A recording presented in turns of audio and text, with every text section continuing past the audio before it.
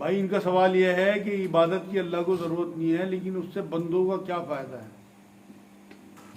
اصل میں قرآن کی ایک آیت یہ ہے بھائی کہ اللہ نے جن اور انسانوں کو اپنی بندگی کے لیے پیدا کیا۔ جو ہمارے ہاں عبادت کا مفہوم ہے نا، وہ 5 وقت کی نمازیں یا روزے یا حج یا زکوٰۃ یا پھر چند نیکی کے کام۔ بندگی کہتے ہیں غلامی کو، غلامی 24 گھنٹے کی ہوتی ہے۔ عبادت جو ہے وہ جب اللہ معبود 24 گھنٹے ہے تو آپ کو 24 گھنٹے عبادت میں رہنا ہے۔ اگر آپ حلال کمائی کرتے ہیں اپنے بچوں کے لیے یا رسول اللہ کی شریعت پہ ایک ایک پل آپ انہی کے حساب سے اپنی بیوی کے پاس بھی جاتے ہیں رات کو، تو یہ سب عبادت ہے۔ ہمارے یہاں عبادت کا جو مفہوم ہے نا، وہ 2-4 گھنٹے کی عبادت کو سمجھا جاتا ہے کہ جیسے آپ نے 5 وقت کی نمازیں پڑھ لی یا تسبیحات پڑھ لی یا ذکر کر لیا، ایسی محفلوں میں آ گئے۔ علی عبادت کا ایک مظہر ہے، اصل عبادت تو آپ کی یہاں ہے کہ اللہ نے پیدا ہی اس لیے کیا۔ دیکھو ایک حدیث قدسی سناؤں میں تمہیں۔ رسول اللہ نے ایک بار یہ کہا کہ اللہ ایک چھپا ہوا خزانہ تھا۔ اللہ کہتا ہے کہ میں ایک چھپا ہوا خزانہ تھا، جب میں نے چاہا کہ میں پہچانا جاؤں تو میں نے ایک ایسی مخلوق پیدا کی کہ جو مجھے پہچان سکے، اسے علم دیا، اور یہاں اللہ نے اچھائی اور برائی کے ساتھ آپ لوگوں کو بھیج دیا۔ اب آپ کی چوائس پہ ہے کہ آپ عبادت کرو یا نہ کرو۔ عبادت کا مفہوم میں نے آپ کو بتا دیا۔ اگر آپ 24 گھنٹے اس طرح کی زندگی گزارتے ہو جیسے رسول اللہ صلی اللہ علیہ وسلم میں دیکھی گئے، جو اللہ کی منشا ہے کہ وہ پہچانا جائے، آپ کو ادراک ہو جائے اس کا، آپ اسے پہچان لو، پھر تو ٹھیک ہے، ورنہ آپ عبادت میں نہیں، اور اسے کوئی فرق نہیں پڑتا۔ ساری دنیا مل کے اس کا انکار کر دے تب بھی اللہ اتنا ہی بڑا ہے، ساری دنیا مل کے اسے مان لے سجدے میں پڑ جائے تب بھی اللہ اتنا ہی بڑا ہے۔ نہ اس کی بڑائی میں کسی قسم کا کوئی بڑھوتری ہوگی اور نہ کمی ہوگی۔ تو اس لیے اللہ کو ہماری نمازیں، ہماری عبادات، ہمارا نیکی کوئی ضرورت نہیں ہے اللہ کو۔ ہماری نیکیوں کو، ہماری نمازوں کو اللہ کی ضرورت ہے، اس کی بخشش کی ضرورت ہے کہ وہ قبول کر لے اور ہمیں اس کے بدلے میں وہ مقام جو اس نے ہمارے لیے طے کر رکھا، جنت کا فیصلہ ہمارے لیے کر۔ تو عبادت کا مفہوم آج آپ کی سمجھ میں آیا ہوگا کہ عبادت یہ نہیں ہے کہ آپ نے 5 وقت کی بھاگا دوڑی کی نمازیں پڑھ دی۔ عبادت یہ ہے کہ آپ کو ہر ٹائم تصور رہے، آپ گاہک سے بات کر رہے ہیں، آپ کو پتہ ہو کہ اللہ مجھے دیکھ رہا، میرے منہ سے جھوٹ نہ نکل جائے، میں کوئی نمبر 2 مال نہ دے دوں، میں جھوٹ بول کے نہ کوئی چیز بھیج دوں، اپنی بیوی پہ ظلم نہ کر دوں، اپنی بیٹیوں پہ جو ہے ان کے حساب سے ان کی تربیت کروں جس طرح سے حق ہے، کسی پڑوس کی بچی پہ نظر نہ ہو، کسی پڑوسی سے آپ کا کوئی معاملہ خراب ہو، آپ سے کوئی غلطی ہو جائے فوراً توبہ اللہ سے، ان سے معافی مانگیں جن بندوں سے۔ تو بندوں کو یہ سب سے بڑا فائدہ ہے کہ اللہ کی عبادت میں اگر آپ رہتے ہیں تو آپ کے اندر تقویٰ اور پرہیزگاری آئے گی جو آپ کو جنت تک لے جائے گی۔ سوال یہ ہے، بھائی کا سوال ہے، میری بیوی میرا کہنا نہیں مانتی، نماز روزہ نہیں کرتی، کیا کرنا چاہیے، اور ٹی وی اور موبائل کیسے چھڑواؤں؟ بڑا اہم سوال ہے آج کا بھائی، اور یہ آج کل واقعی معاشرے میں ہو رہا ہے۔ بھائی آپ قرآن کی ایک آیت یہ ہے کہ تمہاری بیوی اور بچوں میں بہت سے تمہارے دشمن ہیں، مطلب یہی ہے کہ وہ تمہیں دوزخ تک لے جانے کی تیاری میں ہیں، لیکن آگے اسی آیت میں کہا کہ پھر بھی انہیں تم پیار سے، محبت سے اور انسیت کے ساتھ لے کے آگے بڑھنا اور محتاط رہنا۔ دیکھو آج کل یہ ٹی وی کا اور موبائل کا زمانہ ہے، آپ چھڑا تو سکتے نہیں لیکن اسے پاک کرا دو۔ اگر آپ کو لگ رہا ہے کہ اللہ نے آپ کو تقویٰ دے دیا، آپ نے موبائل ٹی وی وغیرہ چھوڑ دیا، تو آپ تمام لوگوں پہ وہ تقویٰ تھوپ نہیں سکتے۔ یہ اللہ چنتا ہے، قرآن میں اللہ نے کہا جسے چاہتا ہوں کھینچ کے اپنا کر لیتا ہوں۔ تو اگر اللہ نے آپ کو اپنا کر لیا تو یہ ضروری نہیں ہے کہ آپ کے بیوی بچے بھی اسی طرح کے تقوی پہ آ جائیں۔ آپ انہیں کوشش کرتے رہیں، انہیں سمجھاتے رہیں اور پیار سے، محبت سے۔ ایسا نہ ہو کہ آپ اتنے سخت ہو جائیں ان کے ساتھ کہ وہ اللہ اس کے رسول کے اور آپ کے باغی ہو جائیں، انہیں لگنے لگے کیا مصیبت آ گئی، اچھا دیندار ہوا، کیسا دین ہے، ہماری مصیبت آئی۔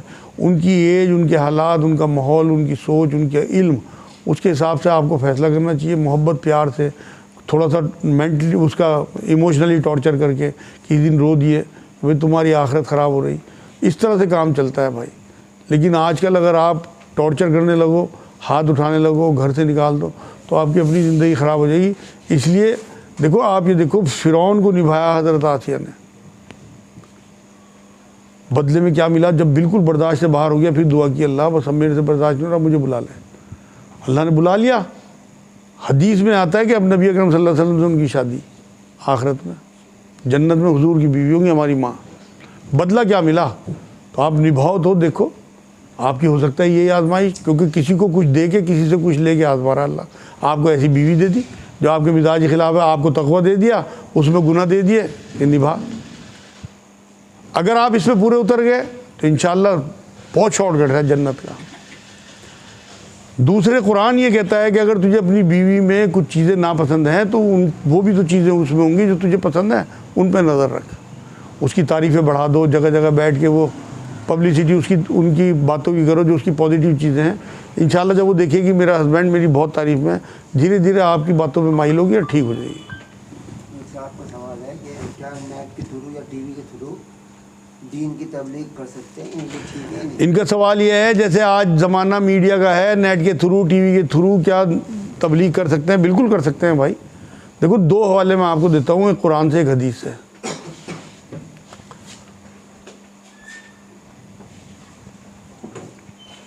موسیٰ علیہ السلام جو ہیں انہوں نے اس ٹائم کا جو میڈیم تھا نا، وہ تماشے یا تہوار ہوتے تھے.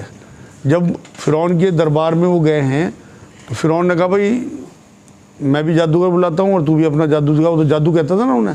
تو انہوں نے کہا ٹھیک ہے، جو عید کا دن ہے تمہارا، مطلب تہوار کا دن ہے، وہ منتخب کیا. تو اس ٹائم میڈیم جو تھا لوگوں تک بات پہنچانے کا، تبلیغ کا، وہ یہ تھا کہ وہ تہوار کے دن اکٹھے ہوتے تھے لوگ، تو وہی دن انہوں نے چنا نبی ہوتے ہوئے. اسی طرح حضور صلی اللہ علیہ وسلم نے جب دین کی پہلی میٹنگ چاہی نا لوگوں کو، جب اللہ نے انہیں چھوٹ دے دی کہ اب تم کھلے عام لوگوں کو دعوت دو دین کی، تو مکہ مکرمہ میں ایک پہاڑ تھا، اس پہ چڑھ کے انہوں نے لوگوں کو آواز دی. اس ٹائم وہ میڈیم تھا لوگوں کو منادی کرنے کا، اور لوگ برہنہ ہو جاتے تھے، اپنے کپڑے اتار کے پھر آواز دیتے تھے، لوگ نیچے اکٹھے ہوتے تھے اور پھر اس کی بات سنتے تھے جو سنانے والا ہوتا تھا. نبی کیونکہ اللہ کے رسول تھے تو برہنہ تو نہیں ہوئے، جو پہلو اس میں نیگیٹو تھا اسے تو ہٹا دیا، لیکن اسی پہاڑی پہ کھڑے ہوئے لوگوں کو آوازیں دی، پھر بلایا اور پھر ان لوگوں کو دین کی تبلیغ کی.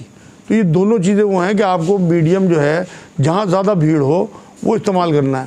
آج بھیڑ کہاں پہ ہے؟ ٹی وی پہ اور نیٹ پہ. تو آپ کو وہ میڈیم استعمال کرنا سنت ہے کہ جہاں بھیڑ ہو.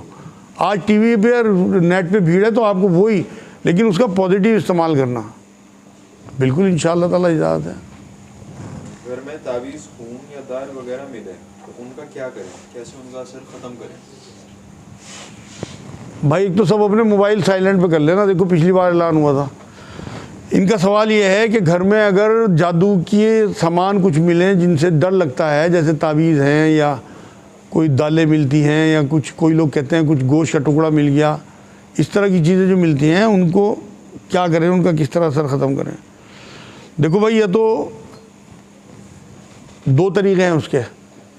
جو لوکل کے لوگ ہیں میرے پاس لاتے ہیں، میں تو ان کا اثر الحمدللہ ختم کر دیتا ہوں. لیکن وہ چیزیں میں آپ کو بتا دیتا ہوں جس سے کہ پورے معاشرے میں بات جائے اور آپ خود کریں، کسی کے پاس جانے کی ضرورت ہی نہ پڑے آپ لوگوں کو. جو چیزیں نبی نے بتائی نا جادو سے دوری کی، وہ چیزیں استعمال کریں آپ. ایک تو انہیں ایک دم نہ چھوئیں.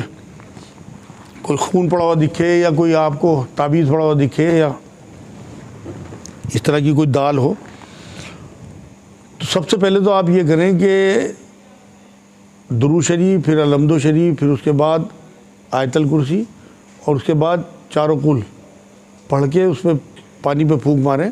اور اگر کوئی ایسی چیز ہو تو اس کے چاروں طرف پانی ڈال دیں، جیسے خون ہے یا پانی ہے اس طرح کا، چھینٹیں ہوں پانی کی، یا کپڑوں پہ خون آیا ہوا ہو. تھوڑی دیر کے بعد اس کا اثر اس پہ سے ختم ہو جائے پھر آپ چھو سکتے ہو. دوسرے آپ اگر اس طرح کی کیلے لگے ہوئے تعویذ ہوں یا دھاگے سے لپٹے ہوئے تعویذ ہوں تو ان پہ بھی آپ وہ پانی کی چھینٹیں مارو تو کچھ دیر کے بعد اس کا اثر ختم ہو جائے. اگر وہ پرانے تعویذ ہیں تو اس کا تو اثر آپ کے اوپر ہو چکا ہوگا. پھر تو آپ اللہ سے دعا کرو اور جو اور تعویذ گنڈوں سے بچنے کی یا جادو سے بچنے کی چیزیں ہیں انہیں استعمال کرو. اسی طرح سے اپنے عمل ہر نماز کے بعد آیت الکرسی اور چاروں قل وغیرہ پڑھو. اور اگر اس طرح کی چیزیں آپ کی نظر میں آئیں تو یہ آپ کو کرنا ہے جو چیزیں میں نے بتائیں کہ پانی دم کر کے اسے چھڑکیں آپ انشاءاللہ، اور اسے اسی حال پہ چھوڑ دیں. کچھ دیر میں وہ سوکھ جائے گا اور غائب بھی ہو جائے گا. آپ یہ دیکھو گے جادو کا کوئی اثر آپ کے اوپر نہیں ہوگا. ایک دم نہیں چھونا یا جھاڑو سے نہیں سوڑنا یا کہیں ایسی جگہ نہیں ڈالنا. اگر وہ پانی زیادہ اکٹھا ہوتا ہے تو اسے کسی برتن میں کر کے آپ، اور مٹی میں یا کہیں پہ ایسی جگہ جہاں جانور وغیرہ کا گزر نہ ہو یا انسانوں کا گزر نہ ہو کہ اس کا اثر ان پہ آئے. ویسے وہ وہیں کہ وہیں سوکھ جاتے ہیں۔ تعویذ کا ہی معاملہ یہ ہے کہ کہیں مٹی میں دبا دو اسے، جب اس کا اثر ختم ہو جائے، پہلے اثر ختم کرنے کی میں نے آپ کو ترکیب بتا دی۔ اپنے مرحومین کی جو قبر ہوتی ہے تو اس پہ نشانی لگا سکتے ہیں کوئی؟ ان کا سوال یہ ہے کہ جو لوگ مرحوم ہو گئے ان کی جو گھر والے ہیں ان کی پہچان نہیں ہوتی، کئی بار لوگ دوسرے ملک یا دوسرے شہر چلے جاتے ہیں، بہت دن بعد اپنی ماں کی قبر پہ آئے تو کس طرح پہچانیں؟ تو بالکل کوئی نہ کوئی نشانی لگا سکتے ہیں، اس طرح کی کوئی پتھر یا کوئی ایسا وہ فی الحال لگا دیں۔ ویسے تو حضور نے تو یہ فرمایا کچی قبریں ہونی چاہیے، پکی قبر نہ ہو، تو اس لیے پکی قبر تو بنوانی نہیں چاہیے۔ پہلے لوگ بنواتے تھے، پتھر لگاتے تھے، لیکن اب یہ کم سے کم ایسا کوئی لال پتھر یا ویسا کہ آپ اپنی ماں کی قبر کے اوپر وہاں گاڑ دیں کہ وہ نظر آتا رہے، اور ڈیوٹی بھی لگا دیں کسی کی اگر آپ باہر ملک میں ہیں تو کوئی حرج نہیں ہے، اس میں بالکل اجازت ہے۔ سوال ہے بھائی کا، میں بہت تمنا کرتا ہوں کہ حضور محمد صلی اللہ علیہ وسلم کی خواب میں زیارت ہو جائے مگر نہیں ہوتی، کیا اس کے لیے کوئی عمل ہے؟ ان کا سوال یہ ہے کہ نبی اکرم صلی اللہ علیہ وسلم کی زیارت کے لیے خوابوں میں کوئی عمل ہے؟ ویسے تو کوئی عمل خود حضور نے تو نہیں بتایا، لیکن اگر آپ زیادہ زیادہ حضور کی سنتوں پہ چلیں گے تو یہ ایک اپنے آپ میں ایسا عمل ہے کہ حضور صلی اللہ علیہ وسلم کی آپ پہ مہربانی ہو سکتی ہے، کیونکہ نبی کی نے فرمایا کہ جس نے مجھے دیکھا اس نے مجھے ہی دیکھا، اور جس نے مجھے دیکھا اس آنکھوں پہ دوزخ کی آگ حرام ہے۔ تو یہ نہیں فرمایا خواب میں حقیقت میں، تو جس نے خواب میں بھی دیکھ لیا انشاءاللہ اس کی بھی آنکھیں مبارک ہی ہیں۔ دوسرے درود شریف ایک ایسا عمل ہے کہ جو مشترک ہے آپ کے اور اللہ کے بیچ میں، کہ قرآن میں اللہ نے کہا میں بھی اب میرے فرشتے بھی درود و سلام بھیجتے ہیں، مومنین تم بھی بھیجو، تو آپ درود پڑھنا شروع کر دیں زیادہ زیادہ، اور حضور کی سنتوں پہ عمل کرنا شروع کر دیں، ویسے ہی حلیہ، ویسے ہی حرکتیں، ویسا ہی چہرہ، ویسی باتیں، ویسا ہی رویہ، عورتوں کے ساتھ، پڑوسیوں کے ساتھ، اپنے بہن بھائیوں کے ساتھ، اپنے رشتہ داروں کے ساتھ جیسا نبی کا رویہ تھا، انشاءاللہ تعالیٰ زیارت ہو جائے گی۔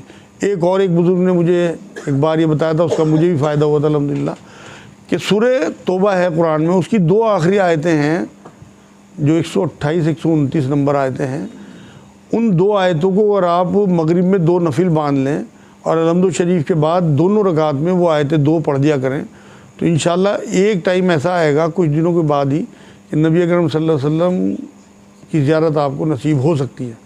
مگر یہ پکا نہیں ہے، بزرگ کی بتائی ہوئی ہے نا، نبی کی بتائی ہوئی نہیں ہے، اوتھینٹسٹی کسی چیز کی نہیں ہے، لیکن میں وہ چیزیں بتا رہا ہوں کہ جو لوگ بڑے بزرگ بتاتے ہیں اور اس سے لوگوں کو فائدہ ہوتا ہے۔ قبرستان میں نماز یا قرآن پڑھ سکتے ہیں؟ ان کا سوال یہ ہے قبرستان میں نماز یا قرآن پڑھ سکتے ہیں؟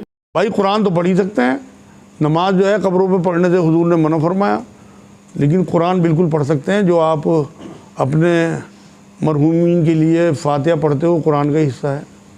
نہیں جیسے مسجد ہو وہاں پہ قبرستان میں، اگر قبرستان میں کوئی مسجد بنی ہوئی ہے، دیکھو حضور نے فرمایا کہ قبروں کے آگے پیچھے جو ہے وہ سجدے نہ کرو، تو اب کیونکہ اس طرح کے شہر ہو گئے کہ جگہیں بہت چھوٹی چھوٹی ہیں، قبرستانوں میں مسجدیں بننے لگیں، تو اس کے آگے دیوار ہوتی ہے وہ ستھرا ہے، تو آگے آپ کو قبریں نظر نہیں آنی چاہیے، کھلی نہ ہو مسجد۔ اگر دیواریں ہیں چاروں طرف، پیچھے بھی آپ کو قبریں نظر نہیں آ رہی ہیں، آگے بھی، دائیں بھی بائیں بھی، پھر کوئی حرج نہیں ہے۔ پیچھے تو آتی ہیں اور آگے بھی آتے ہیں قبریں، کیونکہ جنگلے لگے ہوئے ہیں اس میں، جنگلے اگر لگے ہوئے وہاں پڑھنا ٹھیک نہیں ہے آپ کو، اگر آگے قبریں ہیں، قصدن کر کے نبی نے منع کیا، آپ کہیں اور پڑھو، چپے چپے میں مسجدیں ہیں ہمارے شہر میں الحمدللہ، بہت سے لوگ قصدن کر کے جائیں نا کہ وہیں پڑھیں گے نماز۔ تو انہیں معلومات نہیں ہے نا، دیکھو وہ اللہ کرے ان کی پکڑ نہ ہو اس وجہ سے، کیونکہ ان کے اندر معلومات کی کمی ہے، ورنہ بالکل جو ہے کھلی حدیث ہے اس بارے میں کہ قبروں کو جو ہے وہ سجدہ گاہ نہ بناؤ۔ کیا ہر نماز